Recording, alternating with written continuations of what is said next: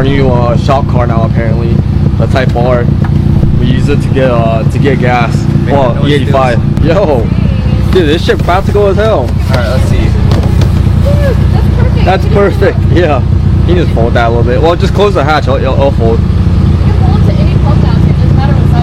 Yeah, that's actually nice.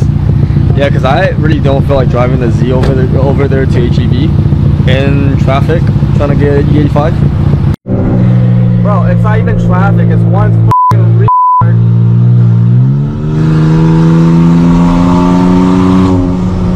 That's worse on the highway at f***ing 30 miles an hour.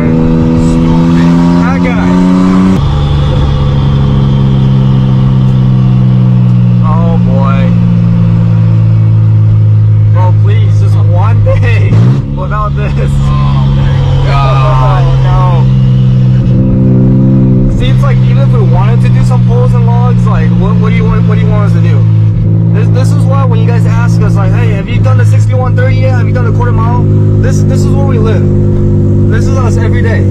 Oh, do I have to get over? Oh yeah. Oh man, major blowout. We gotta get over. Yeah, that truck is Is that a double blowout? No. oh my god. Sweet Christmas. Them tires are gone, bro. You see some of the technical difficulty.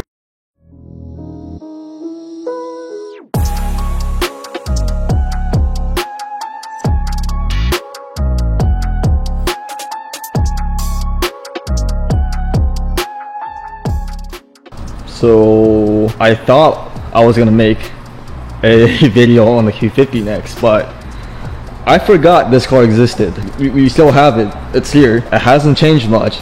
I feel like this is a better video to make right now because we haven't had any content on this car in so long, and also because Hussein's been begging me to do this. So the reason we haven't made any content on this car, the issue is now that this car makes 750 horsepower with suspension set up for drag racing, so that means it's super soft in the rear. We did try to stiffen up a little bit in the rear, but honestly, for any street driving, this car is pretty terrible. Like like it's not just because the tires, I mean, yeah, the drag radials don't help, but this car is so soft and drives so poorly compared to what it was stock. This is not an enjoyable car to take out. We maybe take this thing out to like some park and chill meet. Shout out to Neo Meat in Houston. They make some of the best car meats out here. But anyways, what am I talking about, you know, driving this car on the street? This is obviously a track car. I mean, look at it. But why do I care about driving this car on the street? Because we don't have a track in Houston. It's just we don't have a quarter mile track. We have an 1/8 mile track. We've already taken the car there at the 8th mile. We saw how the car ran and it did not like it, so no point bringing it back now that it has another 250 horsepower. So we really need a quarter mile track with good prep and good weather to really test this car and see what kind of times it puts down at the quarter, but we just don't have access to that, not easily. That's the reason why we haven't done anything with this car. So I legit haven't even gotten a street log for Alex since the car has been dyno tuned. So like we don't even know how this car runs on the street yet. So that's how far behind we are on this car, because we've been focusing so much on the shop work, taking care of our customers.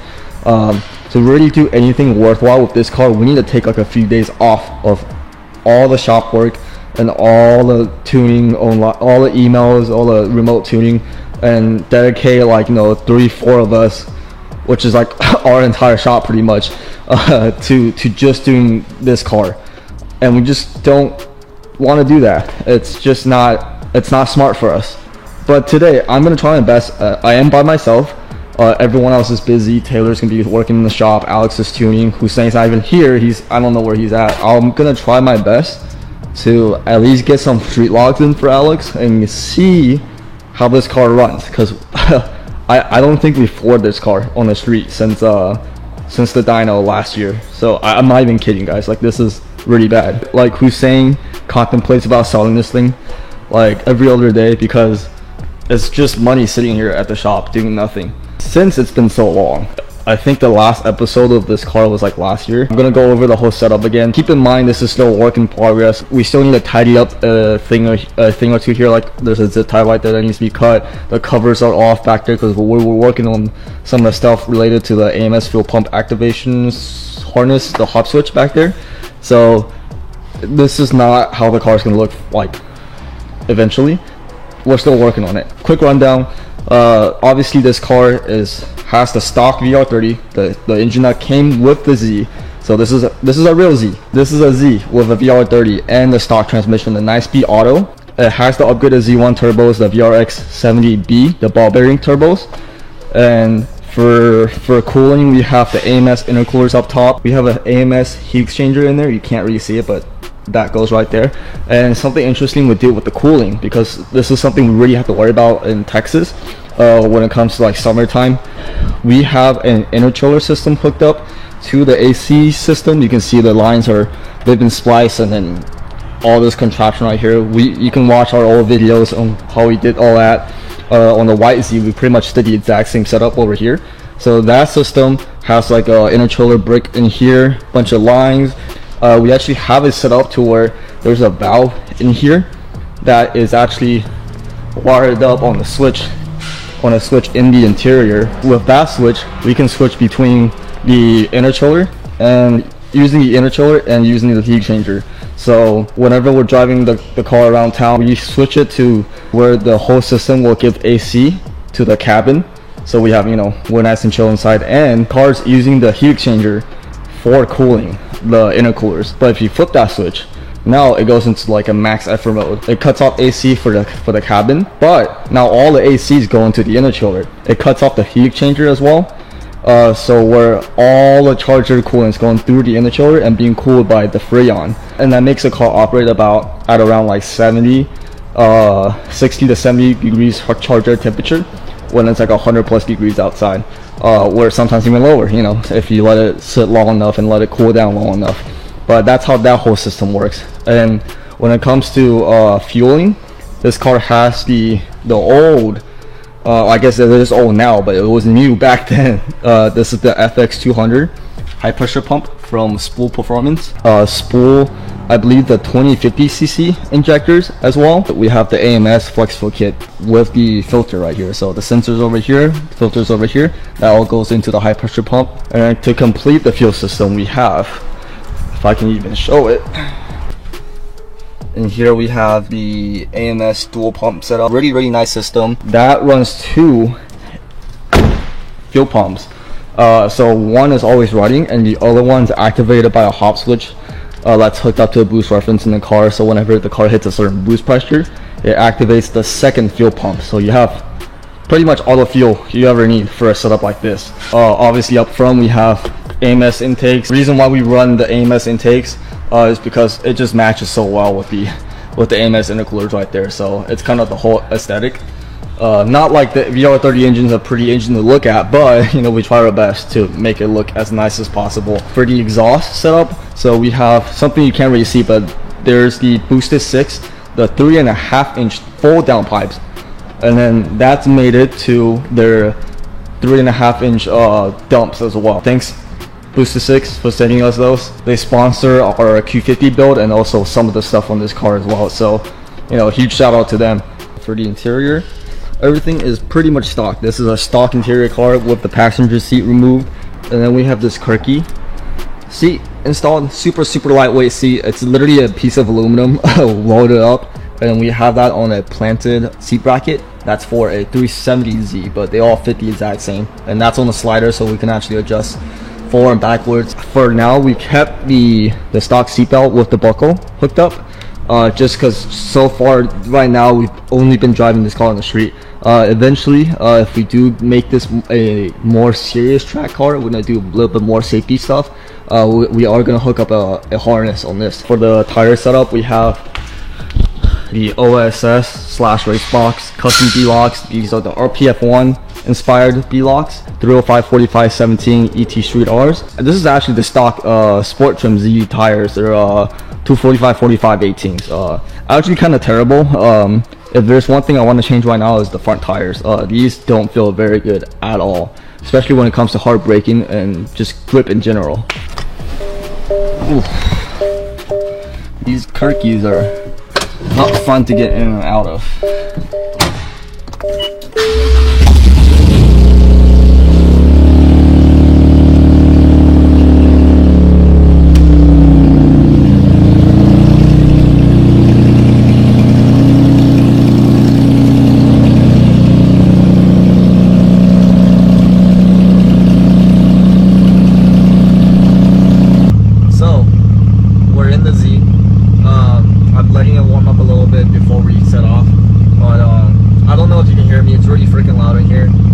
So the plan right now is to go take a log for Alex. We're gonna start by doing a medium boost pull,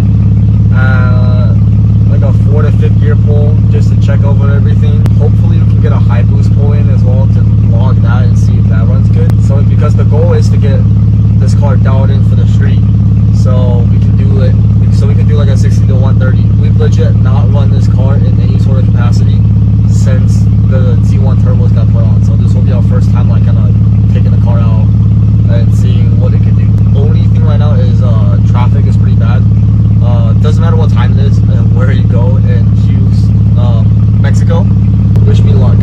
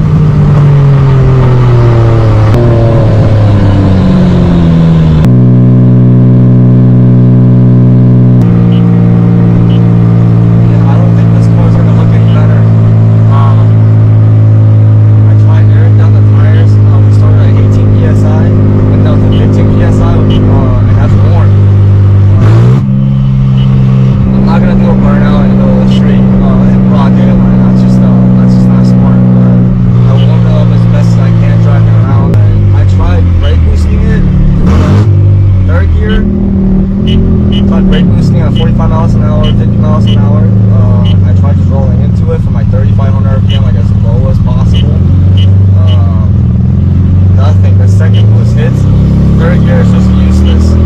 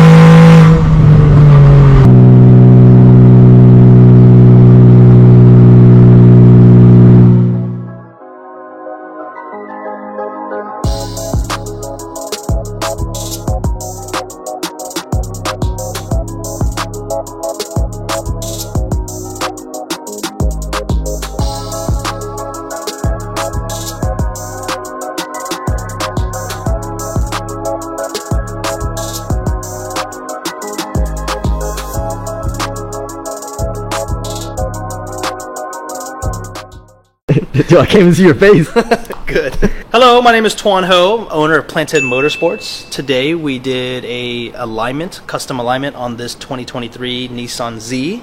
We also mounted and dismounted some brand new Mickey Thompson slicks. It was only like 400 bolts to do, but we finished it off. It's 9 p.m. That's what we do for our fellow buddies over at Racebox.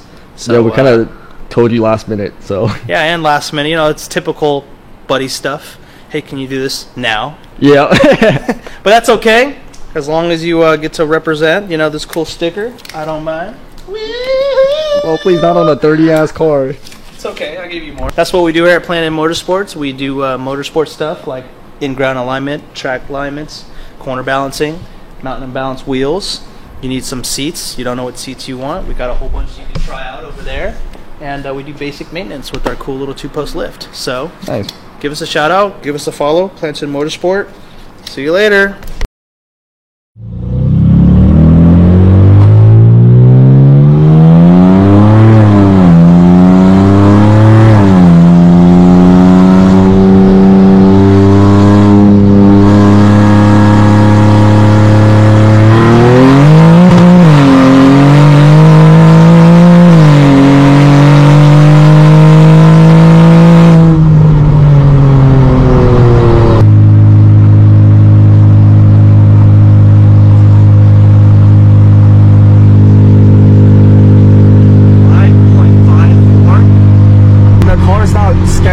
Speeds in fifth gear anymore, so yeah, the alignment worked. Whatever Tuan did, dialed it in. So yeah, now it's just up to me to, you know, not suck and get this time. Why the Z up here? Ran a 5.5 and then we realized that we have a couple things we got to take care of. We used to have, so really embarrassing, if Z1 watches our videos, John's gonna clown me for this. The original Z, we had the full Z1 rear end setup. When we bought this, I got ISR because I think we just got a good deal. It was like really cheap, and I picked up some ISR arms for the back. Anyway, it's mostly Z1 still. It's still mostly Z1, yeah. But these arms are ISR, and yeah, the bushing leaked out. This one pooped out all the fluid, all the grease from the bushing. So I have to replace this. And then we got a I think- leaking that subframe one. bushing somewhere. Oh, bro, Yeah. I didn't Yeah. know about this. What? Yeah, this one's pretty bad too. So Chidong's been saying for a while. Well, okay, Chidong says he doesn't hear anything, but everyone else who drives this, he's like, "Huh, this thing makes creaking noises. Wonder what that is." Well, I thought that's just race car shit. Like, like I thought you guys were just complaining for no reason. Anyway, Nah, that'd so be no bad. more 60 to 130 runs until we fix that, just for safety reasons. I can't have Chidong dying on us. He's the only guy I have for media, BMW tuning, and driving the cars. So risking my life every day risking for his a life every day draggy. for real. I also want to put the exhaust back on, man. For a 5.5, it's gonna flow enough. So we're gonna run it again once that's done. I think we also ordered some 2-piece rear rotors. Z1 had like a crazy sale, so we're getting 2-piece rear rotors. And then he'll try some more. But a 5.5 is pretty good. I think he ran that with like exactly 0 DA or Yeah, something. it's not like super negative Hero DA or whatever. Yeah, But I can't mean, hook. in the peak of summer, Yeah. I think if you can hook once the suspension and all that's fixed, if you can hook, it's still gonna run a 5.5. And then if you had hooked in that DA, probably would have run like a 5.3. Yeah, I just don't want to do it in like negative DA anyways, like when it's cold, because if I'm having traction in this weather, there's no shot I'm gonna So on that one, you spun to what, like 80, 90 miles an hour? Yeah, before the alignment, we were spinning. We were spinning to 100. So like, if you look at the log, Alex was looking at the log, like, dude, like this is bad. Yeah. 5.5 is pretty good for spinning. I think realistically probably run a 5.3 if it dead hooked. That's pretty good for a stock motor VR. I know Dan runs a 5.2. I was about to say keep but it he's also faster. all-wheel drive, and he's on street tires. Which, if we could hook on a smaller tire, we'd run faster. Sure, we can go for 4s, right? I think it'd be fun to try for 4s. We're not gonna have good weather, so we're gonna have to do it in the heat. So we'll see what happens once we fix this. We might try. I think I'm trading coilovers with Chris Brito. Yeah, he's selling us his silvers, and we're giving him these feels. So he wants a softer setup. We want a stiffer setup. We'll try that. See what it does. It's funny that we're at the point where a 5.5 doesn't like get a reaction out of me anymore, right? Well- but that's only because Dan ran a 5.2. It's like And like Emmy's on like the border of 4s. Emmy's run like Yeah, a 504 504, verified, and he had like a 4.9 that was invalid, but like it was right after the 504 on the same stretch of road. Anyway, Emmy's probably gonna run a 4.9 any day now. We've got Dan running 5.2s in a Q50 no less, and Emmy's also in a Q50. So like 5.5 is cool on the Z.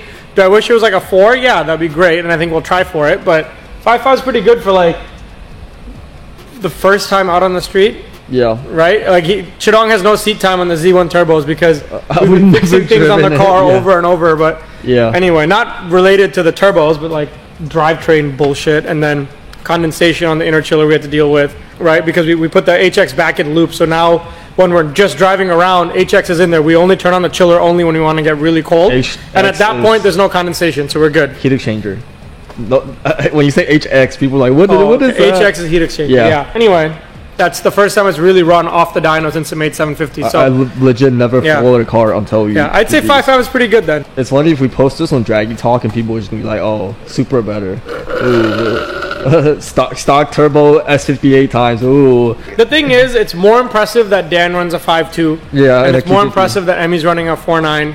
Even with the weight savings that Dan has on his car, being an all-wheel drive Q50, that's still way heavier than this thing is in its current state. Traction is definitely an issue.